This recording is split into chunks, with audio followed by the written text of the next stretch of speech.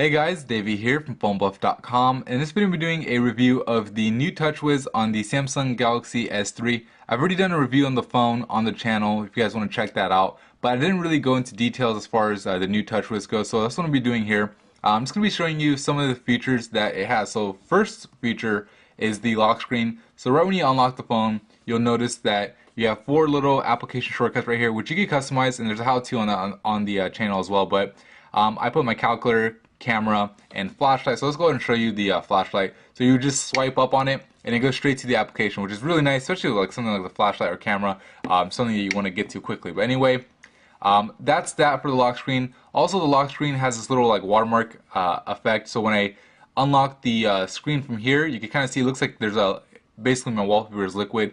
Works with any wallpaper that you have on there other than live wallpaper. So pretty cool feature. Next thing I want to talk about is S-Voice. Obviously, this is one of the biggest new features on the new TouchWiz. And I'll go ahead and show you how that works. I've done comparisons between S-Voice and Siri on the channel, but I haven't really done a review. So let's go ahead and ask it a few questions here.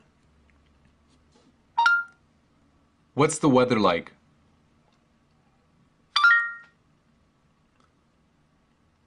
Server error.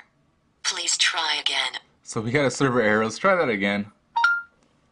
What's the weather like?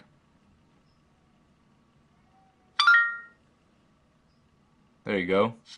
Here is the weather for So we got our Laguna Woods, 5-day California. forecast. I could ask it, obviously, so these are like questions that, even voice actions could do. And, with Jelly Bean, voice actions has been really improved. And there's also a video on that on the channel. But there's some things that this could do that voice actions can't. So it's more conversational. For example, I could ask it, how it's doing. How are you doing? I am doing great. Thanks for asking. So you could do things like that. I could ask it, what's the best phone in the world? It's a personal choice, but Samsung Galaxy is really cool. So obviously it's going to say Samsung Galaxy. So pretty cool. It has all the other features that voice actions does, but it's a little bit more Siri-like than voice actions. Where if I were to ask a personal question like how are you doing or what's the best phone, voice actions would do a Google search. Where this guy actually is more conversational, almost like you're talking to an actual voice assistant.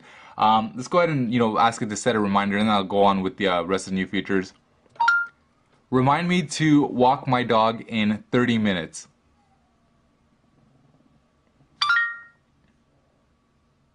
Here's your task. Ready for me to save it? Yes.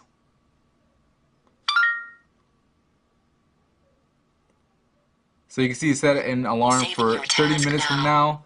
Save the task. And the cool thing is you can actually scroll through your history of your conversation. Okay, I saved it. So pretty cool feature here. I'm gonna go ahead and exit out of here. Honestly, it just does pretty much all the functions that you would expect from voice actions, and a little bit of those Siri type questions like asking it how it's doing and whatnot. So anyway, that's that. Let's go ahead and go into the next feature, which is motion control. So I've done a video on this with the older version of TouchWiz, but I want to go ahead and show you how these work. They actually added a lot. Samsung added a lot more motion control. So there's one that's direct call. So this one is basically if you're trying to call somebody and you have their contact open. Actually, I can go ahead and show you. So this is pretty cool. If you hit learn about direct call right within the settings, you can actually try it out before actually doing it on your own phone. So for example, I have a contact open right now, I have a text message open, and I could actually move it up to my face. So I'm not gonna actually do that, but if you cover the sensors, I could trick the phone into thinking I am. So let's see if I could do it. Okay, I can't really do it right now, but take my word on it. Basically, when you bring the camera up or the phone up to your face, the proximity sensor detects your face, it closes off the light, and basically it'll automatically call that contact. So let's go ahead and go back out of here. That's a cool feature. There's Smart Alert, which basically, when your phone's down and you pick it up, it'll vibrate and show you all your notification. There's Tap to Top of a list. So I go ahead and demonstrate this guy. So really cool that I'm able to do this within the settings. I don't have to actually go within my contacts. So anyway, I could go here and this is for any list on Android. Contacts is just one example. But I could just double tap on this guy and you can see it's scrolled up to the very top. So pretty cool. I actually like that one. There's Tilt to Zoom, and I've talked about this before. Let's go ahead and try it. So basically when you're looking at a picture, you put 2 fingers on the screen and you can just tilt up and down to zoom in and out. So that's another one. You could pan to move an icon around from screen to screen. You could, what else could you do? Pan to browse images. So this one's kind of different. I'll go ahead and enable it really quick. So when you're looking at a picture, what you do is you put your one finger on the screen and you can actually move the phone around. And as you can see, it's moving to the picture, basically making me feel like, you know, the picture I'm looking at, basically this is like a viewfinder. But anyway, pretty cool little feature there. Some of these are gimmicky, honestly. Like, I don't really need them. Some of them are cool. Like for this, for example, the shake to update. You shake it so it updates or rescans for devices on Bluetooth. Like, really, don't really need that. Turn over to mute.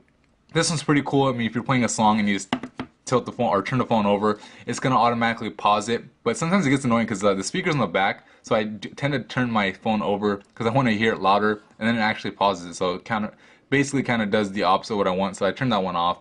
Palm swipe to screen capture. Done a how-to on this. Basically, just swipe over like that, and you take a screenshot. So another cool thing, but that's pretty much it. I want to talk about motion. The next thing I want to talk about is the power saving option. So I'll go ahead and go into here, and when you turn this guy on, so I'll go ahead and do that. You can see the what it does is it limits the CPU, so it lowers the clock speed, it lowers the screen brightness, background colors, and turns off haptic feedback, basically the vibration, because every time you type and it vibrates, it's going to be wasting battery to get that little thing going. But anyway, I'll go ahead and demonstrate. Actually, I'll show you the clock speed. So I have set CPU installed on here, and you can see right now my maximum clock speed is about 1000 megahertz. So basically 1 gigahertz. If I turn this guy off, and the cool thing is I can do it right from here. So by the way, the notification bar has all your wireless toggles right here. So that's definitely a cool feature of TouchWiz. I'll go ahead and turn off power saving, and you can see it's going to be jumped up to 1500. So see 1500 max. So pretty cool if you want to save battery. Lower the clock speed, and you get better. It's almost like cars. I mean, there's like a lot of V6 cards which basically turn off a few of the cylinders to conserve gas. The phone does the same thing. So that's that. The next thing is the battery percentage icon. You can actually turn it on right here. So it's nice to be able to see how much battery you have just by glancing at it, instead of having to go within the settings to get the exact number. And again, there's a how-to on that on the channel. Another thing is the LED indicator. So you hop into the settings, and you can actually customize the LED to charge or light up when you're charging. If you don't want to do that, turn it off. You could have it turn on when the battery level is getting low, but I don't really see the purpose of that. I mean, I feel like it's almost going to waste more battery, having it notify me when my battery is low. But if you're not looking at the phone, that's nice to see. And then obviously you want missed events, like a notification. It'll notify you with that, and that's where it makes the most sense. But anyway, pretty cool that Samsung actually lets you customize it. It almost gives you the feeling that it's like a custom ROM. I'll go ahead and show you the home screen now, so you could actually edit. Now, so this is like pretty much been on TouchWiz since the first Galaxy, but basically I could move around home screens and edit them and delete them as I wish. I could add more home screens if I want. What else? You could also do that with the applications. You hit menu, and then you have a few options to do. You could hide certain applications, which is pretty cool. So for example, if I don't want some of this bloatware and I can't uninstall it, for example, like Chat On, I never use it. It came preloaded on the phone. I can just tap on it, hit done, and it actually hides it from my list. So that's definitely a cool feature. Haven't seen that before, and I absolutely love that. Being able to hide all the stuff I don't need. So that way, sure, one of the disadvantages is the bloatware, but if you could hide it, who really cares? Obviously, some of it you could actually disable with ICS, or it started with ICS. Jelly Bean's gonna have it too. But anyway, you can disable some of the apps. But anyway, that's a cool feature. Let's see if there's anything else. You go to view type and go to a list if you want to be ordered like this. So for some people find it easier. I actually like the grid a lot more. But anyway, that's that. Another thing I want to talk about is the face and voice unlock. So I did a video on this as well, but it's pretty cool how Samsung adds these like little new features to an already great ice cream sandwich. So we'll go ahead and go to security and then screen lock. And then not only do they have motion unlock, so I'll go ahead and show you quickly how this works. So basically you put your finger on it and you tilt it forward, and it's going to unlock like that. But the other one that's really cool is the face and voice. So you have face unlock, but this is face and voice. So I did a video on it, so I'm not going to go into here, but basically it's going to use your face and your voice. It's going to recognize your voice to be able to unlock your phone. So adds a little bit more security to face unlock, which is pretty cool. Another thing is, oh, Smart Stay. So let's go under display. And Smart Stay is an absolutely, awesome feature. This is probably my favorite feature of the new TouchWiz, and it's right here. So basically, it disables the screen timeout if the device detects that your face is looking at the screen. So it's going to use the front-facing camera. It's going to watch my eyes or my face to see if I'm looking. If I'm looking away, it'll turn off like normal. If I set it down, it'll turn off. So right now, screen time is at 1 minute. I'm just going to leave it at 15 seconds, and we'll go home. Now, I want you to I want to point this from my face and pay attention to the notification bar, because that guy is going to show a little eyeball. See right there? It shows the eyeball, meaning that it detects that I'm actually looking at the screen, and it'll just stay on. It's only at 15 seconds, and you can see obviously it's staying longer than 15 seconds. Now, if I set it down like this, and I'll go ahead and fast forward this part because I don't want to make you guys wait. I'll just fast forward like 15 seconds and see what happens. So, and you can see, actually I didn't have to fast forward. The light's already dimming, and it's going to turn off, within a couple of seconds. So, pretty cool.